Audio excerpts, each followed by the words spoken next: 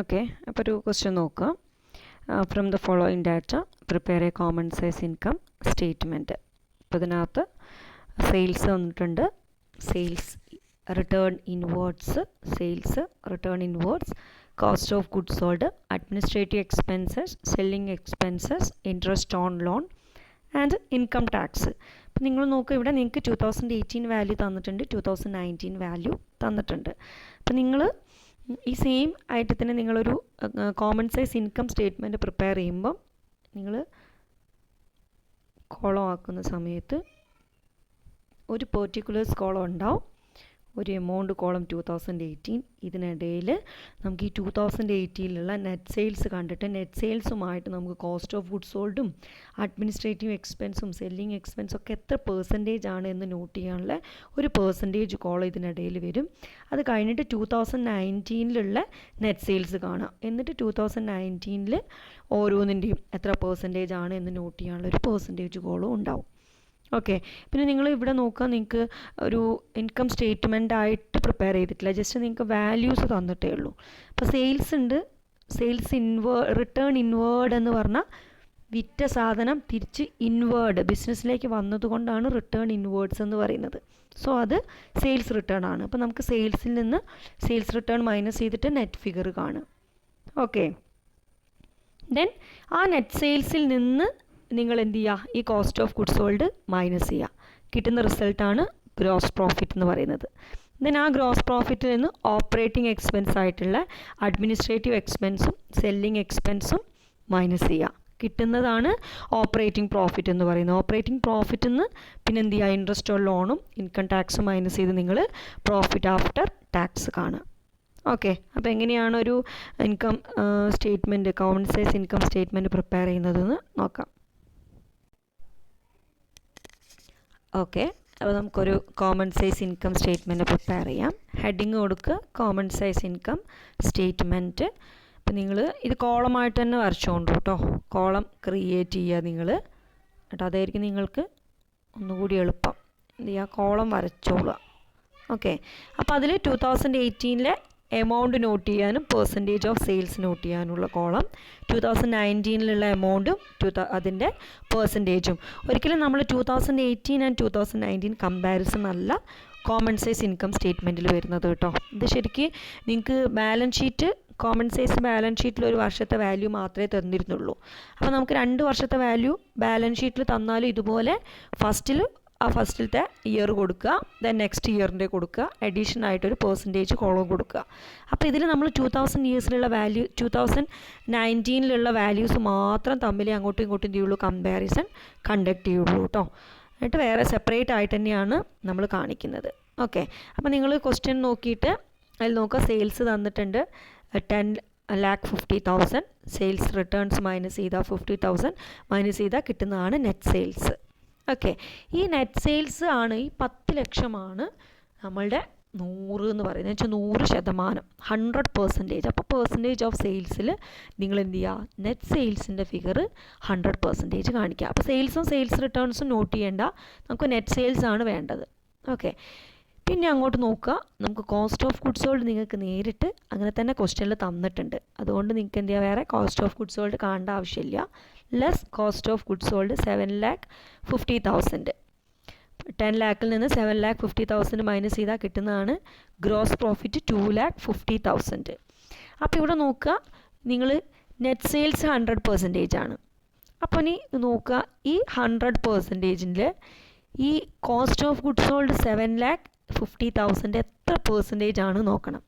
അതിനെന്ത് ചെയ്യുക, 7,50,000 divided by നമ്മളുടെ നെറ്റ് സെയിൽസ് 10 lakh ഇൻറ്റു 100 കിട്ടുന്നത് എത്രയായിരിക്കും, 75%. അപ്പോൾ നമ്മളുടെ ടോട്ടൽ നെറ്റ് സെയിൽസിൻ്റെ 75% എന്താണ്, നമുക്ക് കോസ്റ്റ് ഓഫ് ഗുഡ്സ് സോൾഡ് ആണ് എന്ന് പറയാം. ദാറ്റ് മീൻസ് പിന്നെ നമുക്ക് 10 ലക്ഷം നെറ്റ് സെയിൽസ് ഉണ്ടെങ്കിൽ അതിനെ കമ്പയർ ചെയ്ത് നോക്കുമ്പോൾ അതിൻ്റെ 75% എന്ന് പറയുന്നത് നമുക്ക് വന്നിട്ടുള്ള ചിലവുകളാണ്. Okay, then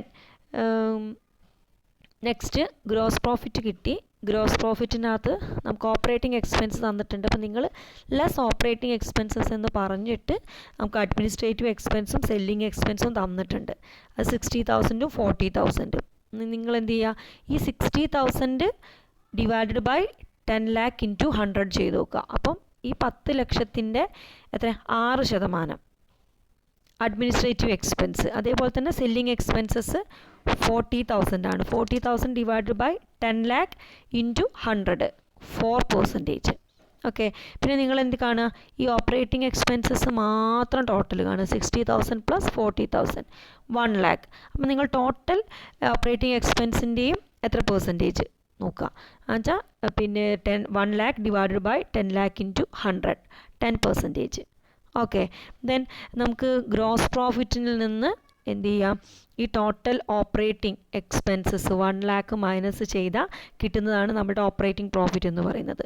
gross profit minus operating expenses, അതായത് 2,50,000 മൈനസ് 1 lakh 1,50,000 ആണ് ഓപ്പറേറ്റിംഗ് പ്രോഫിറ്റ് എന്ന് പറയുന്നത്. അതും നമുക്ക് എന്ത് ചെയ്യാം, പെർസെൻറ്റേജ് കാണാം. അതും എങ്ങനെയാണ്, 1,50,000 divided by 10 lakh. Net sales ആണ് എല്ലാത്തിൻ്റെയും നമ്മൾ ഡിവൈഡ് ചെയ്യാനായിട്ട് എടുക്കുന്നത്. ഓക്കെ, ദെൻ നമുക്ക് അതർ എക്സ്പെൻസ് തന്നിട്ടുണ്ട്, ഒരു ഇൻട്രസ്റ്റ് ഓൺ ലോൺ തന്നിട്ടുണ്ട്, ഇൻകം ടാക്സ് തന്നിട്ടുണ്ട്. മൈനസ് ചെയ്യുക, കിട്ടുന്ന റിസൾട്ടാണ് പ്രോഫിറ്റ്, നെറ്റ് പ്രോഫിറ്റ് എന്ന് പറയുന്നത്. Profit after tax means net profit ആണ്. ഈ നെറ്റ് പ്രോഫിറ്റിനെ നമ്മൾ ബേസ് പെർസെൻറ്റേജ് കാണുന്നത് എങ്ങനെയാണ്, 1,25,000 ഡിവൈഡ് ബൈ നെറ്റ് സെയിൽസ് ആണ്. ഓക്കെ, അപ്പോൾ അതേപോലെ നിങ്ങൾ എന്ത് ചെയ്യുക, ആദ്യം തന്നെ നിങ്ങൾ ഐറ്റംസ് ഒന്ന് പിന്നെ തന്നിട്ടുള്ള നിങ്ങൾക്ക് പ്രോഫിറ്റ് ആൻഡ് ലോസ് അക്കൗണ്ടിലെ ഐറ്റംസിനെ വെച്ചിട്ട് നിങ്ങൾ ആദ്യം പർട്ടിക്കുലേഴ്സ് കോളം എന്ത് ചെയ്യുക, നോട്ട് ചെയ്ത് വെക്കുക. സെയിൽസ് റിട്ടേൺ തന്നിട്ടുണ്ട്, മൈനസ് ചെയ്തിട്ട് നെറ്റ് സെയിൽസ് കാണുക. Cost of goods sold minus ചെയ്താൽ കിട്ടുന്ന റിസൾട്ട് ഗ്രോസ് പ്രോഫിറ്റ് ആണ്. അതിൽ നിന്ന് ഓപ്പറേറ്റിംഗ് എക്സ്പെൻസ് ആയിട്ടുള്ള അഡ്മിനിസ്ട്രേറ്റീവ് എക്സ്പെൻസും സെല്ലിംഗ് എക്സ്പെൻസൊക്കെ മൈനസ് ചെയ്താൽ കിട്ടുന്നതാണ് ഓപ്പറേറ്റിംഗ് പ്രോഫിറ്റ്. അതിൽ നിന്ന് അതർ എക്സ്പെൻസസ് മൈനസ് ചെയ്താൽ കിട്ടുന്നതാണ് നെറ്റ് പ്രോഫിറ്റ് ആഫ്റ്റർ ടാക്സ് എന്ന് പറയുന്നത്. ഓക്കെ, എന്നിട്ട് എന്ത് ചെയ്യുക, എമൗണ്ട് കോളം 2018ലെയും 2019ലെയും എമൗണ്ട് കോളം നോട്ട് ചെയ്ത് വെക്കുക. എന്നിട്ട് നിങ്ങൾ എന്ത് ചെയ്യുക, നെറ്റ് സെയിൽസ് നിങ്ങൾ എല്ലാത്തിനെയും ഡിവൈഡ് ചെയ്യേണ്ടത് 2018 10 lakh വെച്ചിട്ടാണ്. 2019 നമ്മൾ 16 lakh ആണ് നമുക്ക് നെറ്റ് സെയിൽസ് ഉള്ളത്. അപ്പോൾ എല്ലാ വാല്യൂസിനെയും നമ്മൾ ഡിവൈഡഡ് ബൈ 16 lakh ആണ് വരിക, കിട്ടുന്നത് പെർസെൻറ്റേജ്. ഓക്കെ, അപ്പോൾ ഇങ്ങനെയാണ് നമ്മളൊരു common size income statement prepare ചെയ്യുന്നത്. ഓക്കെ ആണോ?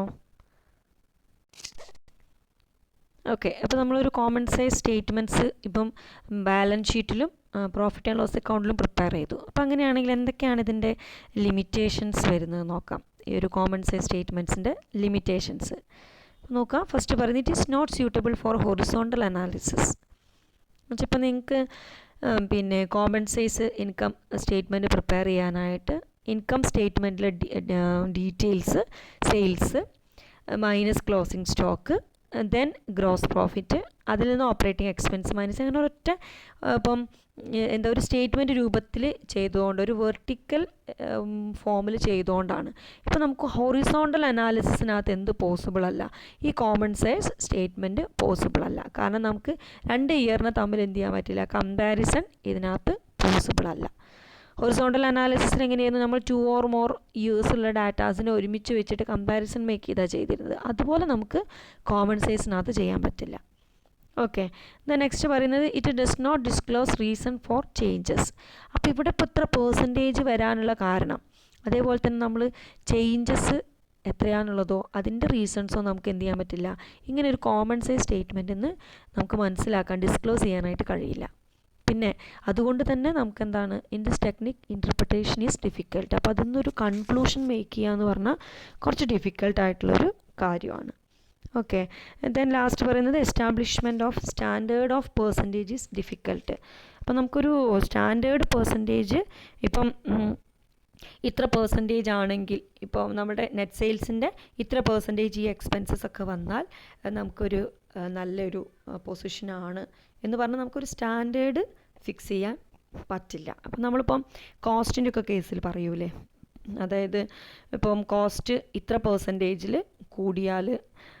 കൂടാൻ പാടില്ല, അതിൻ്റെ പെർസെൻറ്റേജ് ഇത്രയാണ് സ്റ്റാൻഡേർഡ് അതിൻ്റെ താഴേക്ക് വരണം. അതേപോലെ നമുക്ക് ഈ ഒരു പെർസെൻറ്റേജസിൻ്റെ മുകളിൽ ഒരു സ്റ്റാൻഡേർഡ് കീപ്പ് ചെയ്യാനായിട്ട് ബുദ്ധിമുട്ടാണ്. അപ്പോൾ ഇത്രയാണ് ഒരു കോമൺ സൈസ് സ്റ്റേറ്റ്മെൻറ്റ്സിൻ്റെ ലിമിറ്റേഷൻസ് പറയുന്നത്. ഓക്കെ, ദെൻ നെക്സ്റ്റ് നമുക്ക് ഡിസ്കസ് ചെയ്യാനുള്ളത് ട്രെൻഡ് അനാലിസിസ് ആണ്. ഒരൊറ്റ പോർഷനും കൂടി ഈ ഒരു ചാപ്റ്ററിൽ വരുന്നുള്ളൂ.